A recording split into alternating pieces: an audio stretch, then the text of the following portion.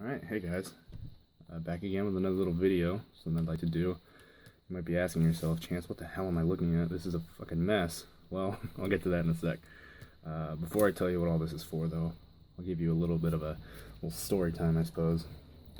My dad was a quartermaster chief in the Navy a long time ago. He's in for 20 years, and I just found out recently that he really liked playing the NES while he was enlisted with his buddies. My Uncle Chad, Monty, Uncle Gene, all that. And his favorite games to play were Double Dragon and Little League Baseball, I think it's called. Some kind of baseball game. Anyways, recently he was diagnosed with MS. So he's been, he can't walk or stand. He's been bedridden the last few years. Lost a lot of functionality in his right hand, but good thing he's left-handed. He still can do stuff on his little computer, so...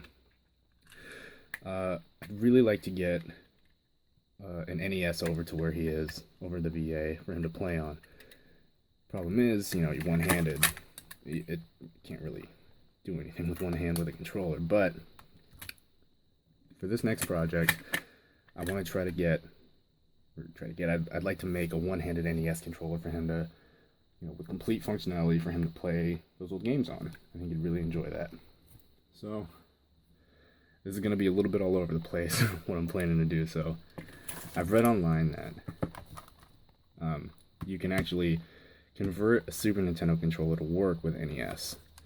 Now, I'd like to do that instead of using this because the PCB in this is actually a lot smaller, easier to cut up and still have it work. And what I'm going to need to do is take this cable and hook it up here. There's a guide on the internet that I'll follow. Hopefully get this working with the NES. And when I get that done, I'll cut it up, make sure I know which, where the buttons go. And then I'd like to try to fit it into this Wii nunchuck housing. You see, I still got, the buttons here, one of, A and B, whichever. I'll have to put a joystick in here, which is why I got a broken PS2 controller. I'll probably end up using this joystick. Put it there, and then I'll probably put start and select here. And if everything goes right, I'll have a fully functional one-handed NES controller that he can use. Now, it's going to be kind of hard to fit it in this because, it's got a weird curve here. And if I can't get it working, I guess plan B will be to gut this thing and hook it all up here. Probably, I don't know if I'll leave this or get rid of it or keep it, because I'll have the D-pad here. I can make these start and select. I'll have A and B back here. So this will just be plan B. If I can't get it into the Wii nunchuck, I'll put it into this, and then we'll paint it up and get it looking all nice, and maybe even get a video of him playing it. So let's go ahead and get started. Alright, took apart the Super Nintendo controller here. Take this thing off. There we go. So, and you can see back here on my tablet, I have a little diagram showing me, here we have the Super Nintendo connector. Maybe I can come a little closer. And here I have the NES connector. Now what this is just showing me, here we have the colors of the wires in each one and where they would need to hook up. Pretty straightforward. So I have a little diagram here. Let me move everything around. Sorry, I should probably turn this off. That's better. So I have a little diagram here. So Super Nintendo on the board, it goes in this order: blue, yellow, red, brown, white. When I connect the NES controller, it's going to have to go red, orange, yellow, brown, and white are going to stay the same. Now, keep in mind I haven't actually done this. This is sort of a, me seeing if it works. If not, then I'm going to have to use the NES controller, which I don't want to because it's going to be a lot more difficult. But, yeah, I'll give this a shot, and we'll see how this works. Okay, so what I'm doing right now is trying to figure out a comfortable way to show you how I solder this fucking thing. I have the first three soldered. So now I just got to do the brown and white. Now, you might be asking, how come I didn't just solder from the back like they originally were?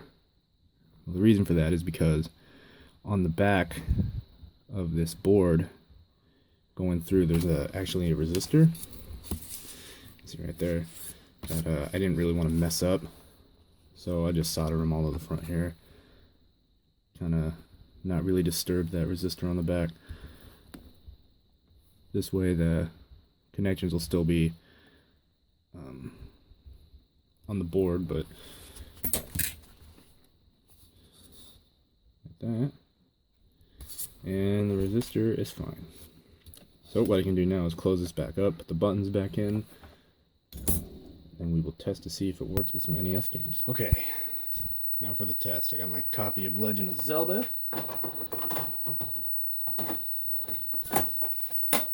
And then we will take the controller with the modified NES controller port and plug that in and see if we can control Link.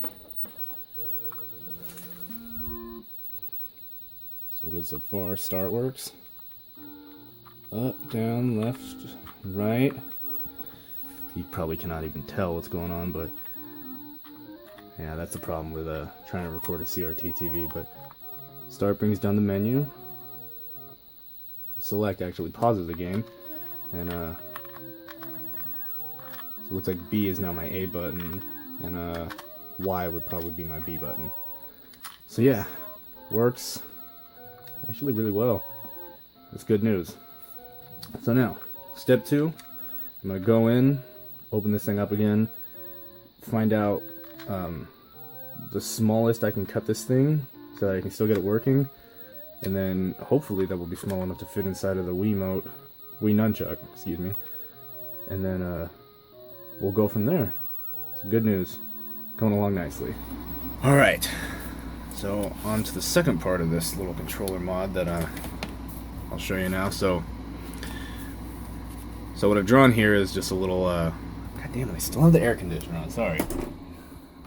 Okay, should be better, easier to hear me now. So what I have here, this big crappily drawn thing here is this. Now underneath this black goo is the micro controller that makes all this work.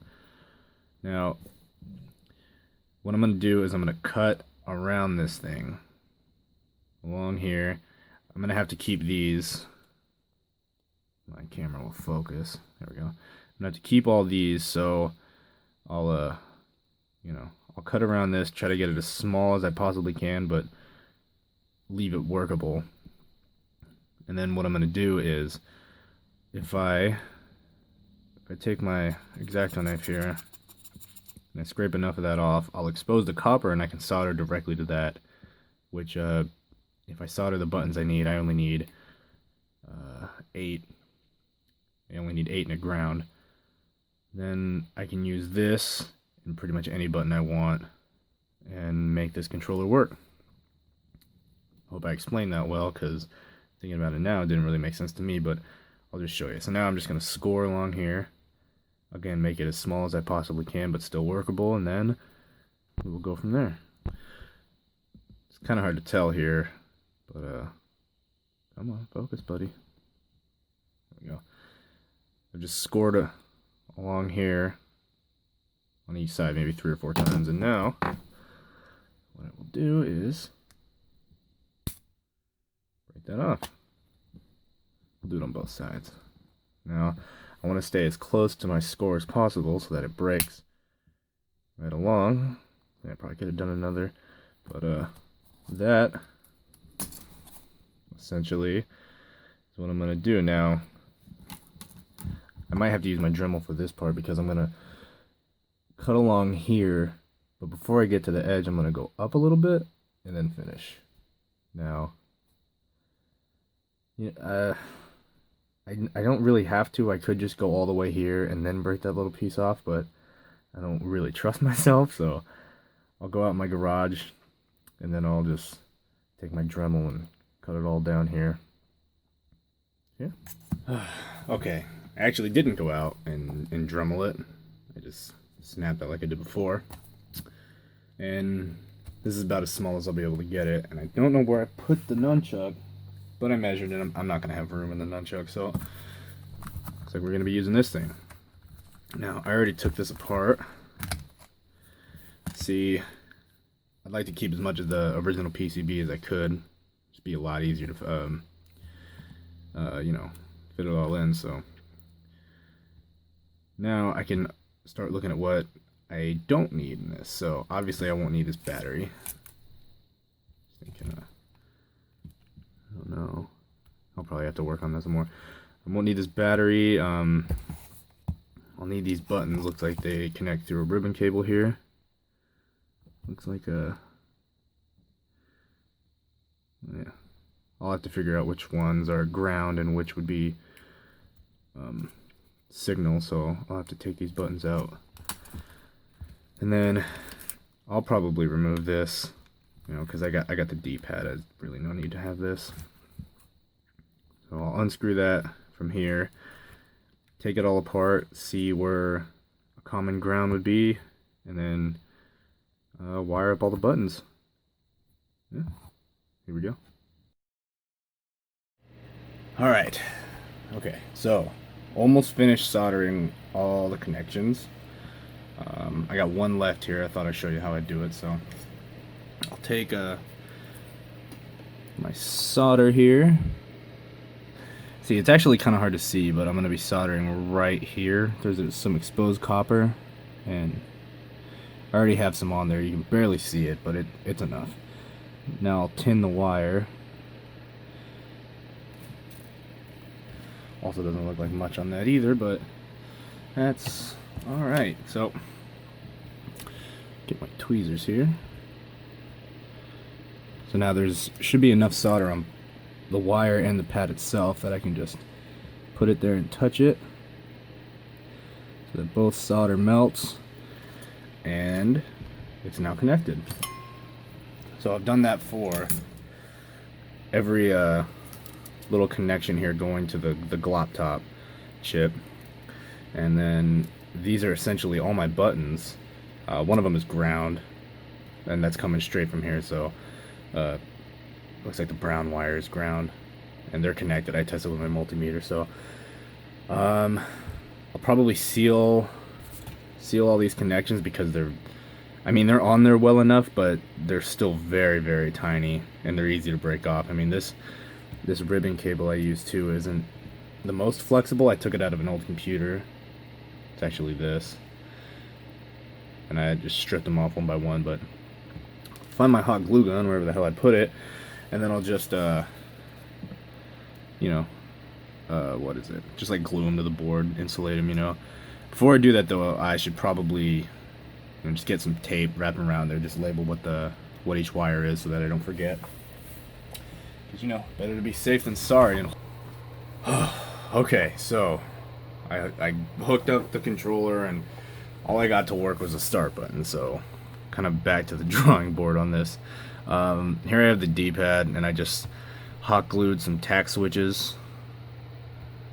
Focus. Come on. Hot glued some tack switches to the bottoms, and I have the ground pins all soldered together, and these are nice because nice and clicky. So I probably should have just done this from the beginning, but you know, I wanted to see if I can keep as much of the original controller as possible. So yeah, it's like we're doing this now, and this will probably just sit right on top here.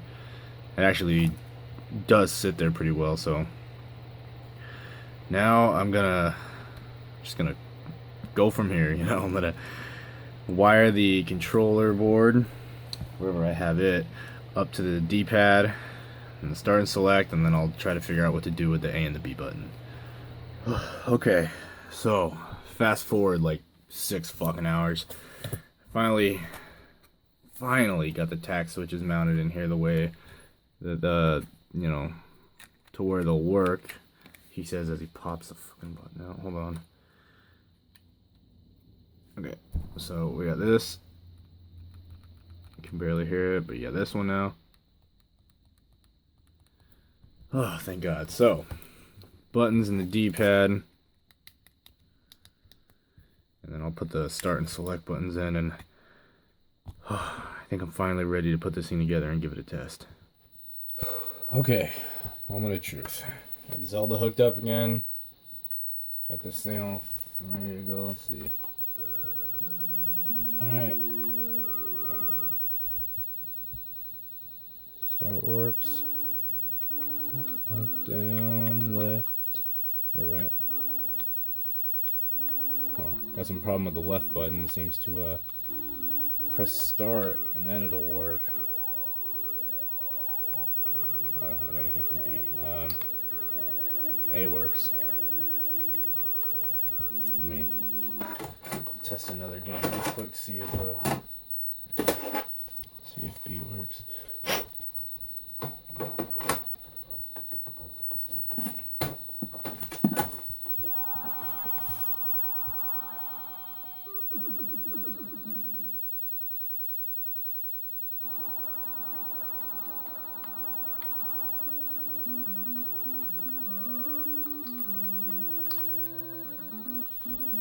Alright, let's do this, Glass Joe, you fucker.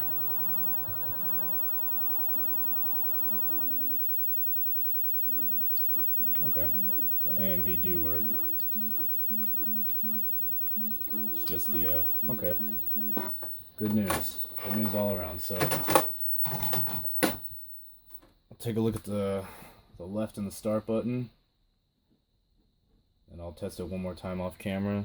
I don't want to bore you guys to death if you stuck with me this long. I'll probably have to break these up into like 3 different videos, but yeah, I'll take a look at it. And then paint this bitch up. Hopefully I can get it out to him tomorrow. That'd be cool. Alrighty. Well, I suppose this is the second part of this controller video series thing I've been doing. I just got this thing working. It works just like an NES controller does right now. So the next step is case modifying. So what I'm going to do is just fill up this hole, try to make it as round and as smooth as possible. I'm also going to fill this because I took out the PlayStation button. And the way I do that is I have some epoxy putty here.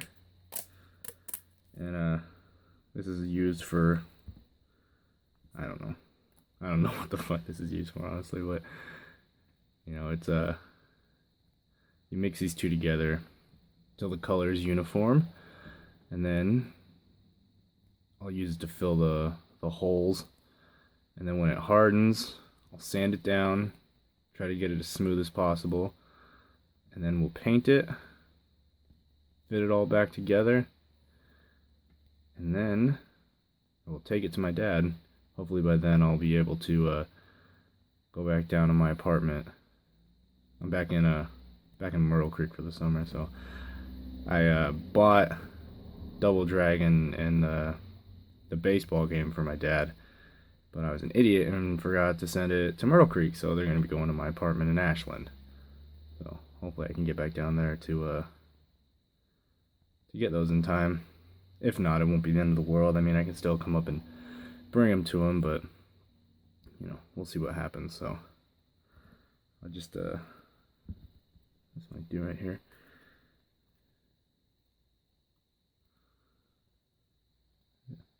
Just filling this hole, trying not to get too much of it going down into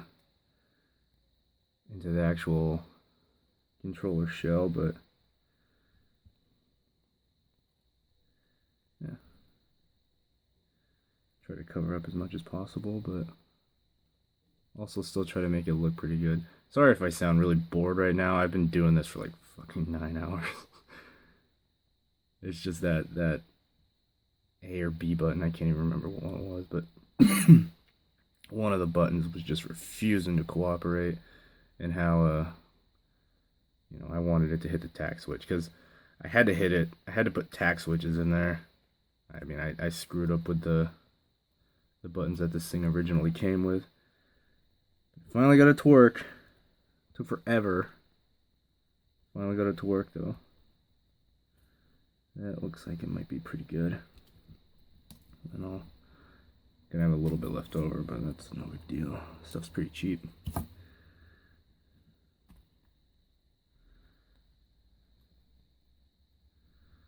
then I'll let this harden. Then I'll go out in the garage with my Dremel and sand it all down. This particular kind of putty I have doesn't take too long to settle and harden, but it does take a little bit of time, which kind of sucks. But just put the rest in here, whatever. Okay. I'll keep digging around with this off camera. I just realized that I probably shouldn't have been recording this whole time, and you guys are bored as hell, or just weirded out watching me play with this stuff, but whatever. Okay, thanks. Alright. The epoxy putty on this controller is pretty solid now, so I'll take my Dremel and I'll sand it down nice and smooth, and then we'll get it painted. I already painting some of the case over here. You got the A and B buttons, the back and the bottom, and then starting to select over there. So, yep. Just gonna have to sand slow, and then when I get it to where it's almost flush, I'll take my my fine sandpaper and make sure it's nice and smooth. Here we go. So I just finished sanding this down. Now, what I'm gonna do is take this is really fine sandpaper. I'll use that and a combination of this little flexible sanding block.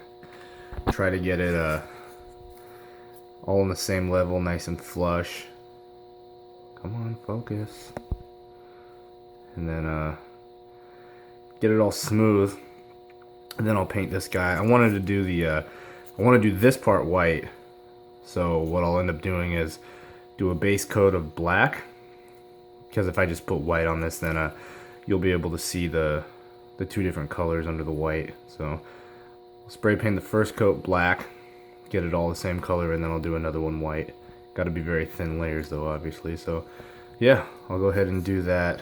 I didn't bring my tripod out here for some reason. I'm an idiot, but you know, it's nothing too fascinating, you know. So I'll yeah. Well, here we have the finished controller. I got the red A and B buttons, black on the bottom. Try to go for a white on top. Looks like I didn't sand it down as well as I thought I did, but doesn't look too bad. And I was just playing on it. It does work. Works pretty well, actually. The up and down buttons are kind of sensitive though. Sometimes if you're going left, it might make you go like diagonal some direction, but it's actually not that bad. And you know, it feels pretty good. It feels pretty solid, like it's not gonna break. Man, this was a really fun project actually. I mean, it was stressful as all hell, but very rewarding. You know, so now all that's left to do is really is take it to my dad and see how he likes it. I'll record him playing on a little bit and get his thoughts. Hopefully he likes it. I had fun making it, so yeah. Thanks for watching, guys. It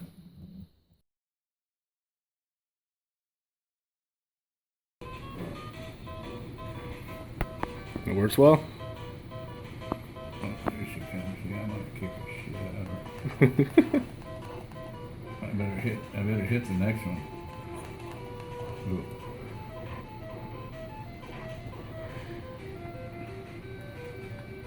Is it working all right? Yeah. Cool. Playing Double Dragon right now. Get it again. Uh-oh. Oh, I gotta go inside there, I guess.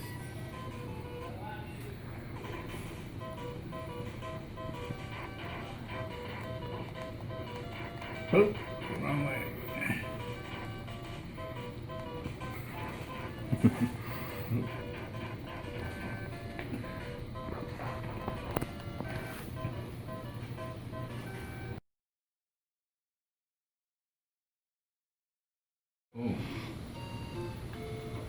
Oh, what is that? Oh, those those things come out of the ground. Uh-oh. I can't get him? You can win. Yeah, you can get him now. Oh, now he's going the wrong way. Uh-oh. Oh, no. Turn around. I can't turn around fast. I can't think that fast. My brain don't work that fast.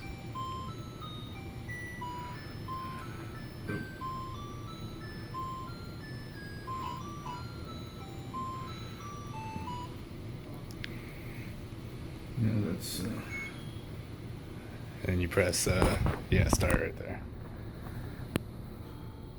Yeah, you gotta get... Yeah, you gotta get your sword again. So go up in that cave. You gotta get your sword first. Oh, I don't have any... Where, No. where is it? It was in a... I go back. Press this one. You gotta go back down. Oh, And then right. into the cave again, yeah. Up Oh, there. into the cave, that's right. Oh. So then I just run up and get my sword, huh? Mm-hmm. And I gotta go over a little bit to get it. Okay.